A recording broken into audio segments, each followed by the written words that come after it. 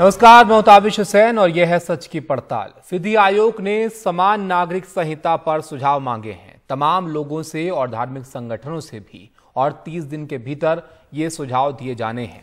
मगर अचानक विधि आयोग को ऐसा करने की क्यों सूझी, या ये अचानक उठाया गया कदम नहीं है और लंबे समय से चल रही इस राजनीति का हिस्सा भर ये है, क्योंकि अगले साल लोकसभा चुनाव हैं और इस साल भी कई राज्यों में विधानसभा चुनाव होने हैं। दरअसल समान नागरिक संहिता को लेकर विवाद पुराना है, इस पर पहले भी जो है वो चर्चा होती रही है और आपने इस पर अलग अलग पक्ष भी देखे हैं। लेकिन यहाँ पर संविधान में इसे नीति निर्देशक तत्वों में शामिल किया गया है, यानी इसे तब लागू किया जाना चाहिए जब समाज में इसके लायक माहौल बन गया हो। फिलहाल अलग अलग धर्मों के अलग अलग निजी कानून हैं। पर्सनल लॉ, शादी, तलाक या उत्तराधिकार जैसे मामलों में ये अलग अलग कानून चलते हैं। और यहाँ पर आप देखिए, हिंदूवादी संगठन और संघ परिवार ये चाहते हैं कि देश में समान नागरिक संहिता लागू की जाए। समान संहिता यानी सारे नागरिकों पर एक ही कानून चले। सतह पर यह बात बहुत आकर्षक लगती है, लेकिन इसको लेकर कई सवाल भी उठते रहे हैं। आप देखिए, अलग अलग कानून दरअसल भारतीय रीति रिवाजों की विविधता सुनिश्चित करते हैं, और एक कानून क्या किसी एक धार्मिक या सामाजिक पहचान को बढ़ावा देगा? अल्पसंख्यक समुदाय का एक बड़ा तबका इसे अपनी पहचान पर हमले की तरह देखता है, और बहुत सारे लोग हैं जो मानते हैं कि भारतीय समाज की विविधता बनी रहनी चाहिए। इसको लेकर राजनीतिक टकराव पुराने रहे हैं जो नए सिरे से यहाँ पर उभर आए हैं। ये तो देखिए, संविधान की सेक्शन 37 जो है, directive principle of state policy, उसी में जो नीति निर्देशक सिद्धांत है, उसी में इस बात की अनुशंसा की गई है कि सरकार को इस बात का प्रयास करना चाहिए कि देश के अंदर यूनिफॉर्म सिविल कोड लागू किया। मैं समझता हूं कि जो विधि आयोग, जो 22वां संभवतः विधि आयोग है, उसको सुझाव मांगने से पूर्व 21वें विधि आयोग को पढ़ना चाहिए था ना। आप अपने इन हाउस डॉक्यूमेंट को अगर नहीं पढ़ते हैं और सरकार के डॉग विसल पॉलिटिक्स का इंस्ट्रूमेंट बन जाते हैं, उपकरण बन जाते हैं, तो आपके विजडम पर भी संदेह होता है। पूरी दुनिया डाइवर्सिटी के रिस्पेक्ट की ओर बढ़ रही है। मैं तो सिर्फ कहूंगा विधि आयोग को कि आप सरकार के हाथों का पपेट की तरह व्यवहार मत करिए, अपने पुराने दस्तावेज पढ़िए, वस्तु स्थिति का आकलन करिए। पार्लियामेंट इज देयर, संसद ही संप्रभु निकाय है और हमारे लोकतंत्र का भी सबसे बड़ा निकाय है। संसद को ही ऐसी पॉलिसी में फैसला लेना चाहिए। Discuss on, debate and decide on such policy matter. तो आपने देखा, अलग अलग राय इसको लेकर रही हैं, लेकिन इसमें शक नहीं है कि अलग अलग धर्मों के निजी कानूनों में कुछ विषमताएं भी हैं। मिसाल के तौर पर आप देखिए, मुस्लिम पर्सनल लॉ जो है उसमें नाबालिग लड़की की शादी की इजाज़त है। ईसाई महिलाएं अपने बच्चों की प्राकृतिक अभिभावक नहीं मानी जाती हैं। सिखों के तलाक में हिंदू विवाह कानून जो है वो चलता है। पारसी गोद ली हुई बेटी का अधिकार नहीं मानते हैं, और हिंदू कानून में शादी से बाहर पैदा हुए बच्चों का कोई हक नहीं है। तमाम निजी कानूनों में महिलाओं से कई स्तर पर भेदभाव भी दिखता है। अलग अलग जनजातियों के अपने नियम भी लागू होते हैं।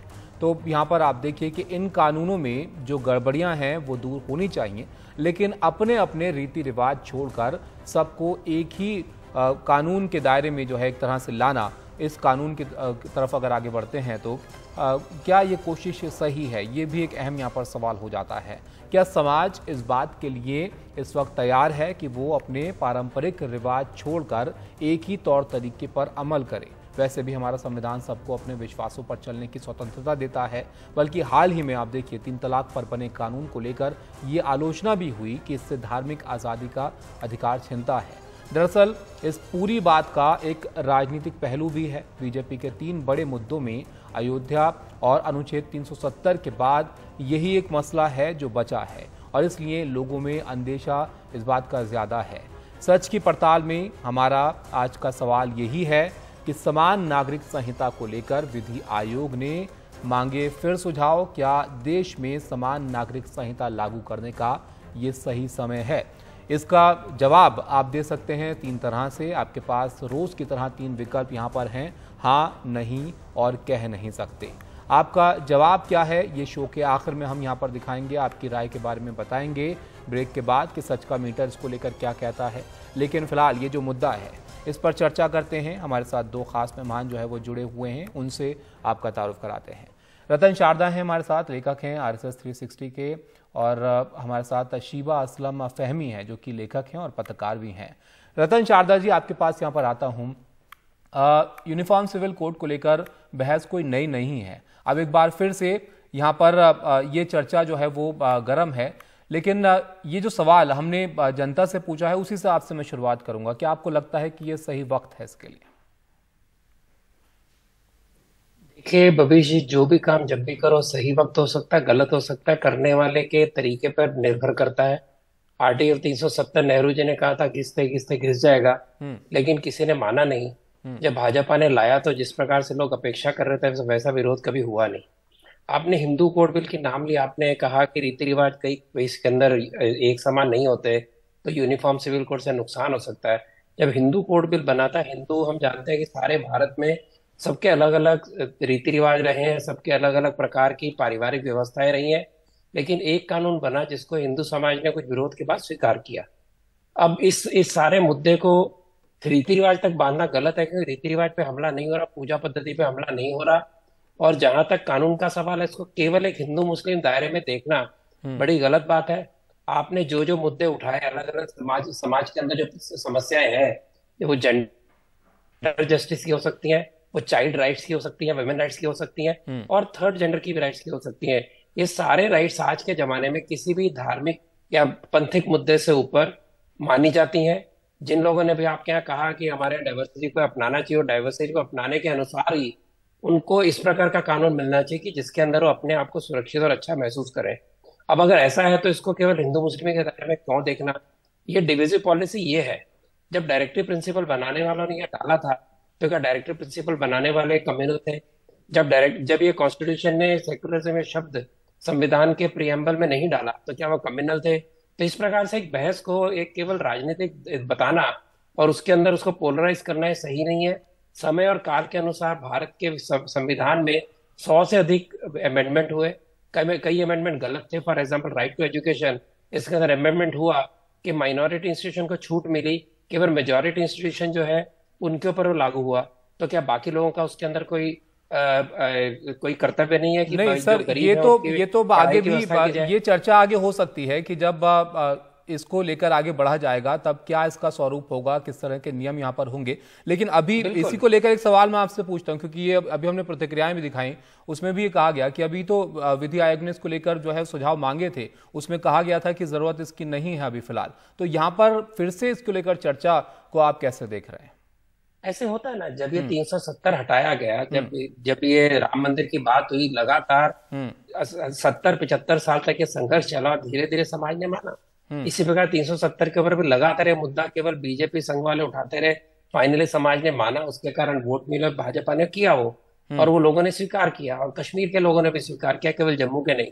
तो इसके कारण कहना कि ये पहले कहा था विधि कमीशन ने, तो विधि कमीशन क्या कॉन्स्टिट्यूंट असेंबली से ऊपर हो गया ऐसा मानते हैं, संविधान से ऊपर हो गया ऐसा मानते हैं?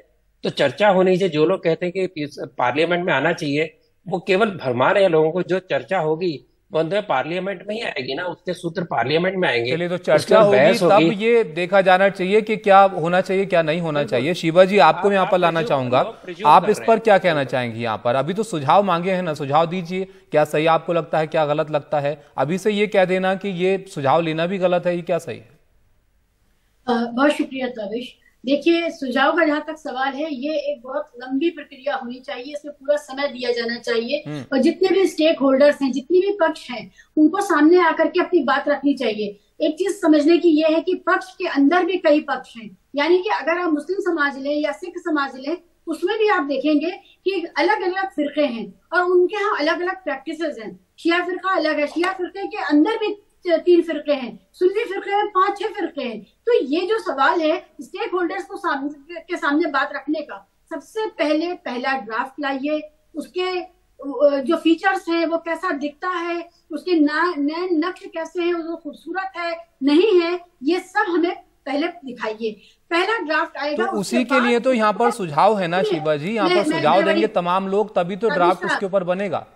ताबिश साहब, ये 2024 के चुनावों को देखते हुए जो हो रहा है, सबसे बड़ा खतरा ये है कि ये जीएसटी की तरह ना लागू कर दिया जाए। हमने देखा है कि ये सरकार 3 कानून जब लाई थी किसानों के लिए, तो उसमें भी उसने कितनी चर्चा कराई थी और उसके ऊपर कितनी हठधर्मी से कई जानों के बावजूद टिकी रही थी। और बस चुनाव से ठीक पहले जब खतरा लगा तो इसने सुना था। तो ये जो खतरा है कि संसद में ठीक से बहस नहीं हो रही है, स्टेक होल्डर्स के बीच में बहस नहीं हो रही है, और इसका जो प्रोसीजर है, देखिए कॉन्सेप्ट जो है कि इसमें क्या है, ये होना चाहिए नहीं, इसमें आपत्ति नहीं है। मुस्लिम समाज भी डरा हुआ नहीं है क्योंकि ये देश बहुत बड़ा है, मुस्लिम समाज कोई एक रूप नहीं है। लेकिन जो इसका प्रोसेस है, प्रक्रिया जो है वो संदेह में डाल रही है कि इस सरकार की नीयत सिर्फ और सिर्फ। अच्छा, आपको प्रक्रिया में यहाँ पर लग रहा है कि कुछ संदेह आपको हो सकता है, लेकिन अगर ये लाया जाता है तो आपको इससे ऐतराज है या नहीं?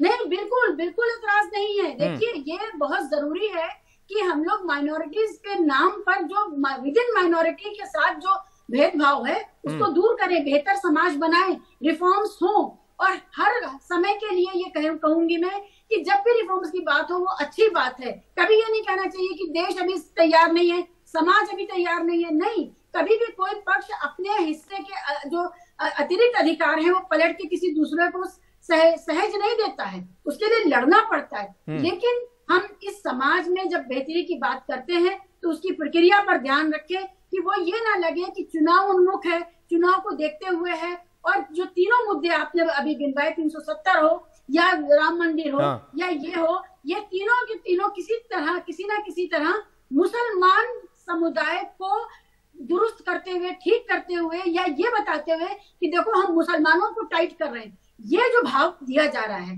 इसको माइनॉरिटी सेंट्रिक बनाया जा रहा है। रतन जी, इस पर आप कुछ कहना चाहेंगे? क्या ये जो शिवा जी यहाँ पर बात कर रहे हैं कि जो संदेह है कि चर्चा होनी चाहिए और सबको ये लगना चाहिए कि उनकी बात भी जो है यहाँ पर बराबर से सुनी जा रही है और रखी जा रही है, ये नहीं लगना चाहिए किसी को निशाना बनाकर जो है कुछ किया जा रहा है। आश्चर्य है कि शिवा जी सुधारवादी है, बहुत अच्छी बातें कर रही हैं, पिछली डिबेट में भी साथ में थी, लेकिन इसको 370 को मुस्लिम मुद्दा बना के प्रस्तुत करना ये किसने किया? ये भाजपा ने, तो कि राष्ट्रीय मुद्दा बना के भाजपा ने 70 साल इसके ऊपर काम किया। और आपने ये बात मानी कि मुस्लिम समाज में कई फिरके, बहुत बड़ी आपने एडमिशन की जो आज तक कोई भी मौलाना ने किसी भी टीवी डिबेट में, किसी भी सार्वजनिक सभा में स्वीकार नहीं की। जब झगड़े होते हैं, मुस्लिम समाज एक है ये कहकर झगड़े शुरू होते हैं, अपने फिरकों की बात नहीं करते। मैं ट्रिपल तलाक के अंदर महिलाओं के ऊपर जिस प्रकार की आपत्तिजनक टिप्पणियां की गई थी, मैं उसका गवाह हूं। और उस बात को अगर आप स्वीकार करेंगे तो आप मानेंगी कि जो रिफॉर्म होता है उसके अंदर कभी कभी ऐसे तत्व भी खलल डालते हैं। मात्र इसलिए कि आज भाजपा मेजोरिटी में है तो भाजपा जो करेगी केवल हिंदू मुस्लिम के लिए करेगी। पहले ही जो मुद्दे सारे उठाए एनडीटीवी ने, सारे मुद्दे ये सारे किसी पर्टिकुलर रिलीजन से ऊपर है, किसी पर्टिकुलर पंथ से ऊपर है। एडॉप्शन की प्रक्रिया हो, इनहेरिटेंस की प्रक्रिया हो, डाइवोर्स की प्रक्रिया हो, क्या सभी महिलाओं को, सभी पुरुषों को उसके ऊपर तकलीफ नहीं हो रही क्या? आप अडॉप्शन नहीं कर सकते, कोई भी कोई मुसलमान अडॉप्शन करना चाहे कर नहीं सकता। चलिए, तो बहुत सारी चीजें यहाँ पर हैं ऐसी रतन जी जिस पर चर्चा होनी चाहिए, या आप कहिए कि बहुत सारी गुंजाइशें भी हैं जहाँ पर सुधार जो है वो होना चाहिए या जिनको देखा जाना चाहिए। बहुत शुक्रिया आप दोनों का। फिलहाल वक्त यहाँ पर इतना ही है, लेकिन ये मुद्दा ऐसा है जिस पर काफी वक्त से चर्चा होती आई है और अब एक बार फिर से, क्योंकि विधि आयोग ने जो समान नागरिक संहिता है इस पर सुझाव जो है मांगे हैं, इसके लिए अब वक्त है लोगों के पास भी अपनी राय देने के लिए। तो अब देखना होगा इस पर आगे किस तरह से चीजें पड़ती हैं। एक ब्रेक के लिए यहाँ पर रुकते हैं। ब्रेक के बाद हमने जो सवाल आपसे पूछा उस पर आपकी क्या राय रही वो आपको बताएं।